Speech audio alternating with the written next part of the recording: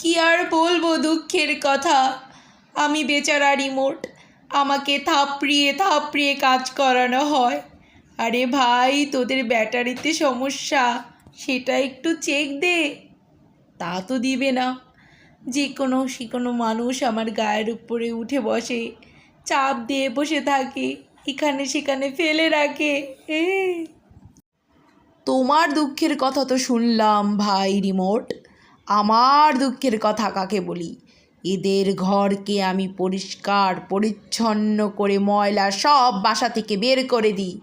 এদের ঘরটাকে কত সুন্দর না গুছিয়ে রাখতে সাহায্য করি, অথচ এরা আমাকে কোথায় রাখে? তোমাকে তো তাও এখানে সেখানে রাখে, আমাকে দরজার ফাঁকে ফাঁকে কিনারে কিনারে লুকিয়ে লুকিয়ে রাখে। আমার দুঃখের কথা কাকে বলি বলো? তোদের কথা তো শুনলাম, এবার আমারটা বলি। এই মিডল ক্লাস ফ্যামিলিরা যারা জুতা ক্ষয় হয়ে যায় তারপরও জুতা কিনে না, আমাদের উপরে কি অত্যাচারটাই না হয়। জুতা ছিঁড়ে গেলে সেলাই করে করে করে করে ক্ষত বিক্ষত করে এরা পড়ে। এদেরকে আর কি বলবো।